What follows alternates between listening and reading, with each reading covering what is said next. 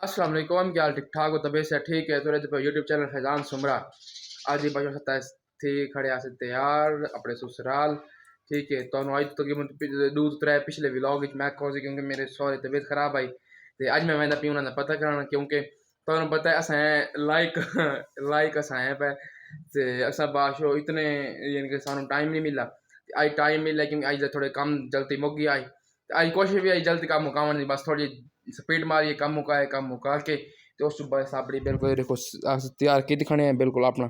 ठीक है गली तैयार शर हो गई बिल्कुल लेवल हो गई गली का तो मैंने पे इंशाल्लाह। ठीक है तो बाकी सारा अपने बिरा वास्ते पका के रखी मैंने तो वो जिम्मे मजीद आसी। ठीक है तो उस बाद असी खा पी लैसी तो बाकी मेरे चैनल सब्सक्राइब करो लाइक करो कमेंट करो फेसबुक को फॉलो करो टिकटॉक को फॉलो करो तो ताकि मेरे आने वाली हर वीडियो तक पहुँच सके। ठीक हो गया जी तो मजीद अस मैंने अगर कि अगर व्लॉग भी देने क्योंकि रस्ते मुश्किल से बनाना तो अगर इंशाल्लाह क्योंकि फैमिली ना ले पे मेरे। ठीक हो गया जी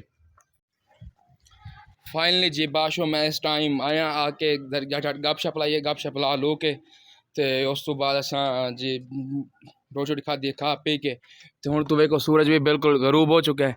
तो मजीद ही अस इंशाल्लाह घर मैंने घर वन के तो घर का व्लॉग भी देने ठीक है नाल नाल तो लेकिन है कि मेरे चैनल सब्सक्राइब करो लाइक करो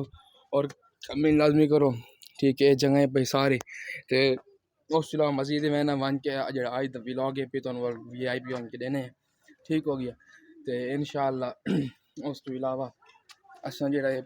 मोटरसाइकिल सामने खड़ी मोटरसाइकिल चेक चुक के उसमें मैंने वन के तो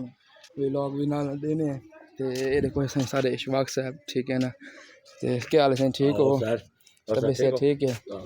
बस तो बाशो अस मिल मुल के तो हूँ से घर में पे अमीर को लैने सारे को इजाज़त तो वालों सुबह अमीर को पूरी थी। ठीक है अम्मी चलूँ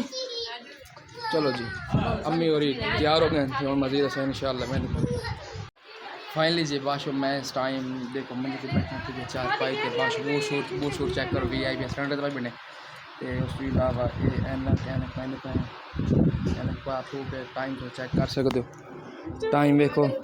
टाइम 7:10 ठीक है तो अम्मी और मिल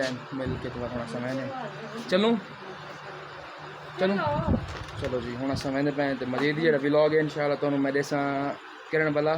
तो इंशाल्लाह कल देसा क्योंकि इस टाइम मैं देना भी है तो बाकी सारे चैनल सब्सक्राइब करो लाइक करो तो उस अलावा फेसबुक को फॉलो करो घंटी लाजमी दबावनी तो दूसरे नंबर पर अज इंशाल्लाह